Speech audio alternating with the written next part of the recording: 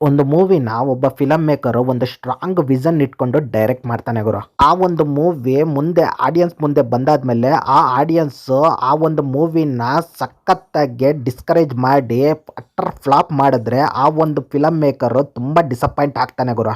ಮುಂದೆ ಅದೇ film maker ಆ ಥರ ಒಂದು ಎಕ್ಸ್ಪೆರಿಮೆಂಟ್ ಸಬ್ಜೆಕ್ಟ್ನ ಇಟ್ಕೊಂಡು ಮೂವಿ ಮಾಡೋಕ್ಕೆ ಬೇಜಾರು ಮಾಡ್ಕೊತಾನೆ ಗುರು. ಆಮೇಲೆ ಮಾಡೋದು ಇಲ್ಲ ಗುರು. ಅಂತ ಒಂದು ಮೂವಿನೇ Aayirathil Oruvan, directed by Selva Raghavan. Movie ಕತೆ ವಿಷಯಕ್ಕೆ ಬಂದರೆ ಸುಮಾರು ದಶಾಬ್ದಗಳ ಹಿಂದೆ ಚೋಳರು ಮತ್ತು ಪಾಂಡ್ಯನರ ನಡುವೆ ನಡೆದಿರೋ ಒಂದು ಹೋರಾಟ ಅದು ಮುಂದೆ ಬರೋ ಜನರೇಷನಲ್ಲಿ ಕೂಡ ಕಂಟಿನ್ಯೂ ಆಗುತ್ತೆ ಗುರು. ಯುದ್ಧದಲ್ಲಿ ಗೆದ್ದಿರೋ ಚೋಳರು ಪಾಂಡ್ಯನರ ಒಂದು ದೇವ್ರನ್ನ ಎತ್ಕೊಂಡು ಹೋಗ್ಬಿಟ್ಟಿರ್ತಾರೆ. ಆ ಒಂದು ದೇವ್ರನ್ನ ಪಾಂಡ್ಯನರು ಹೇಗೆ ದಕ್ಕಿಸ್ಕೊಂಡ್ರು ಅನ್ನೋದೇ ಸ್ಟೋರಿ. ಆ ಒಂದು ಪಾಂಡ್ಯನರ ದೇವರು ಮೀನಿನ ಆಕಾರದಲ್ಲಿ ಇರುತ್ತೆ ಗುರು.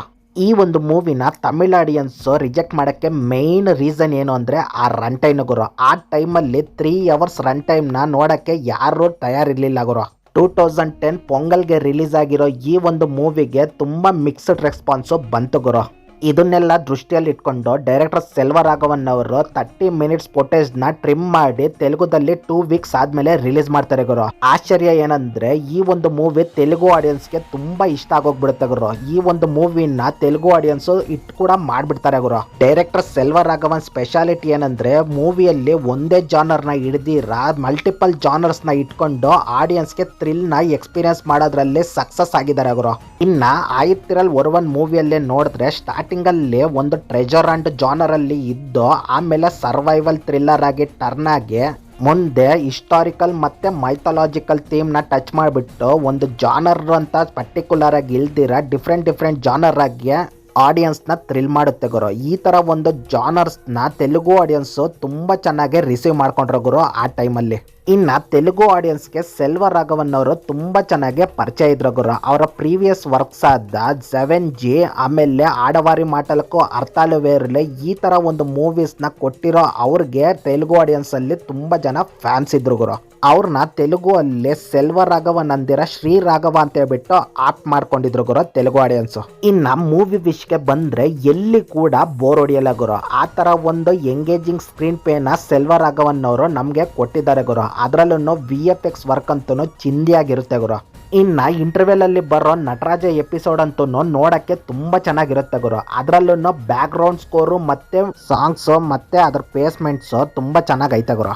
ನನಗೆ ಪರ್ಸ್ನಲ್ ಫೇವ್ರೇಟ್ ಯಾವುದು ಅಂದರೆ ಸೆಲೆಬ್ರೇಷನ್ ಆಫ್ ಲೈಫ್ ಗುರು. ಆ ಒಂದು ಡ್ಯಾನ್ಸ್ ಬಿಟ್ನ 20 years ಓಲ್ಡ್ ಇರೋ GV ಪ್ರಕಾಶ್ ಅವರು ಕಂಪೋಸ್ ಮಾಡಿದ್ದಾರೆ ಅಂತ ನನಗೆ ಈಗಲೂ ಕೂಡ ನಂಬಕ್ಕಾಗಲ್ಲ ಗುರು. ಆ ಲೆವೆಲ್ ಟಾಪ್ ಆಗಿ ಐತೆ ಗುರು ಆ ಒಂದು ಮ್ಯೂಸಿಕ್. ನಿಜವಾಗ್ಲೂ ಈ ಒಂದು ಮ್ಯೂಸಿಕ್ಗೆ ಯಾಕೆ ನ್ಯಾಷನಲ್ ಅವಾರ್ಡ್ ಸಿಕ್ಕಿಲ್ಲ ಅಂತ ನನಗೆ ಇನ್ನೂ ಒಂದು ಡೌಟ್ ಐತೆ ಗುರು. ಮೂವಿ ಕ್ಲೈಮ್ಯಾಕ್ಸ್ ಅಲ್ಲಿ ಪಾರ್ಟ್ 2ಗೆ ಇಂಟ್ ಕೊಟ್ಬಿಟ್ಟು ಎಂಡ್ ಮಾಡ್ತಾರೆ ಗುರು. ಈ ಒಂದು ಮೂವಿ ತಮಿಳ್ ಆಡಿಯನ್ಸ್ ಇಷ್ಟಪಟ್ಟಿಲ್ದಿರೋ ಕಾರಣ ಇನ್ನೂ ಕೂಡ ಪಾರ್ಟ್ 2ನ ಸೆಲ್ವ ರಾಘವನ್ ಅವರು ಪ್ಲಾನ್ ಮಾಡಿಲ್ಲ ಗುರು. ಬಟ್ ಈಗ ಅದೇ ತಮಿಳ್ ಆಡಿಯನ್ಸ್ ಸೆಲ್ವ ರಾಘವನ್ ಅವರು ಮತ್ತೆ ಈ ಒಂದು ಮೂವಿನ ತುಂಬಾ ಚೆನ್ನಾಗಿ ಇಷ್ಟಪಡ್ತಾರೆ ಗುರು. ಸೋಷಿಯಲ್ ಮೀಡಿಯಾದಲ್ಲಿ ಈ ಒಂದು ಹ್ಯಾಶ್ ಟ್ಯಾಗ್ಸ್ ತುಂಬಾ ವೈರಲ್ ಕೂಡ ಆಗ್ತೈತೆ ಗುರು.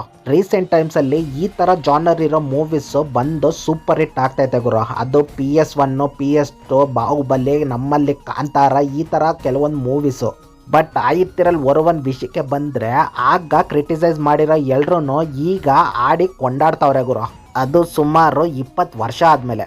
ಸೆಲ್ವ ಅವರು ಇವೆಲ್ಲ ನೋಡಾದ್ಮೇಲೆ ಆಯಿತ್ತಿರಲ್ ಒರುವನ್ 2ನ ಮಾಡ್ತಾ ಇದ್ದಾರೆ ಅಂತ ರೂಮರ್ಸ್ ಕೂಡ ತುಂಬಾ ವರ್ಷಗಳ ಹಿಂದೆ ಬಂದಿತ್ತು ಗುರು. ಬಟ್ ಅಫಿಷಿಯಲ್ ಆಗಿ ಯಾವ್ದು ಕೂಡ ಅನೌನ್ಸ್ ಆಗಿಲ್ಲ ಗುರು. ಅಕಸ್ಮಾತ್ ಈ ಒಂದು ಮೂವಿಗೆ ಅಫಿಷಿಯಲ್ ಆಗಿ ಪಾರ್ಟ್ 2 ಅನೌನ್ಸ್ ಮಾಡಿದ್ರೆ ಮಾತ್ರ ಈ ಒಂದು ಮೂವಿಗೆ ಇರೋ ಕಲ್ಟ್ ಫಾಲೋವರ್ಸ್ಗೆ ಹಬ್ಬ ಅಂತಾನೆ ಹೇಳ್ಬೋದು. ಇನ್ನ ಪಾರ್ಟ್ 2 ವಿಷಯಕ್ಕೆ ಬಂದ್ರೆ ಆ ಚೋಳ ಯುವರಾಜ ಮತ್ತೆ ಮುತ್ತು ಏನಾದ್ರು ಮುಂದೆ ಪಾಂಡ್ಯರ ವಿರುದ್ಧ ಅವರು ಮತ್ತೆ ಯುದ್ಧ ಮಾಡಿದ್ರೋ ಇಲ್ಲ ಅಂತ ನೋಡ್ಬೋದು ಗುರು. ಈ ಒಂದು ಮೂವಿಗೆ ಪ್ರೊಡ್ಯೂಸರ್ಸ್ ಸುಮಾರು 40 ಕೋಟಿ ಬಜೆಟ್ ನ ಇಟ್ಟಿದ್ವಿ ಅಂತ ಅನೌನ್ಸ್ ಮಾಡಿದ್ರು ಗುರು. ಬಟ್ ಸೆಲ್ವ ರಾಘವನ್ ಅವರು 18 ಕೋಟಿಯಲ್ಲಿ ಈ ಒಂದು ಮೂವಿನ ಮಾಡಿದ್ರು ಅಂತ ರೀಸೆಂಟ್ ಇಂಟರ್ವ್ಯೂದಲ್ಲಿ ಹೇಳಿದ್ರು ಗುರು.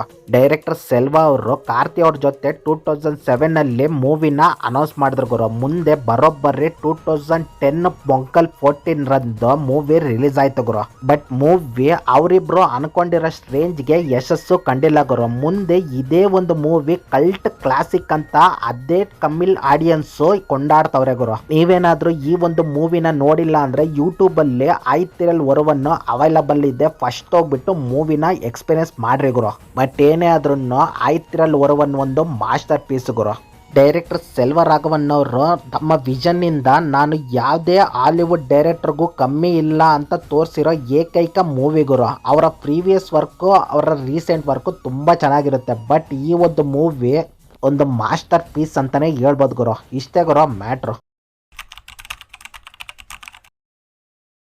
தெய்வம் சார், செல்வா சார் தெய்வம். நிறைய பேர் புரிஞ்சிச்சுன்னு சொல்லிட்டு இருப்பாங்க. இன்னும் 10 தடவை பார்த்தா தான் படம் புரியும். அண்டு 100 தடவை பார்த்தாலும் ஃப்ரெஷ்ஷாக இருக்க மாதிரி இருக்குது படம். செல்வா சார் நீங்கள் அடிக்கடி படம் பண்ணணும். செல்வராகவன் சாருக்கு பெரிய சாரி, நாங்கள் தான் தப்பு பண்ணிட்டோம், நீங்கள் எந்த தப்பும் பண்ணல. 12 வருஷத்துக்கு முன்னாடி ஒரு சின்ன பையன் அவன் என்ன பண்ணுறான், ஒரு பேப்பர் எடுத்து பகலாக வரைகிறான். ஒரு வாரமாக வந்து ஒரு ஓவியத்தை வரைஞ்சி இதை கொண்டு போய் அவங்க அப்பா அம்மாட்ட கொடுத்தா, அப்பா அம்மா வந்து அதை வாங்கி பார்த்துட்டு கண்ணா பிரமாதமாக வரைஞ்சிருக்கடான்னு சொல்லி அப்படியே முத்தம் கொடுத்து கட்டி பிடிச்சிக்குவாங்கன்னு நினைக்கிறான். அந்த ஓவியத்தை வரைஞ்சி முடிச்சுட்டு அவன் கொண்டு போய் அவங்க அப்பா அம்மாட்ட காமிச்சோடனே அப்பா அம்மா அதை வாங்கி டர்னு கிழிச்சு குப்பையில் போட்டு ஏன்னா அப்படி கிறுக்கி வச்சிருக்கேன்னு திருட்டு போயிட்டாங்க. அவன் தரையில் உட்காந்து அழுதுகிட்டு இருக்கான். இப்போ பக்கத்து வீட்டுலேருந்து அத்தை வந்து அந்த பேப்பர் எல்லாத்தையும் சரி பண்ணிட்டு, டேய் நல்லா தாண்டா வரைஞ்சிருக்க, அழுகாதரா அப்படின்னு சொல்லிட்டு போகிறாங்க. 1001 ரிலீஸ் ஆனப்போ என் மனநிலை அப்படி தான் இருந்துச்சு.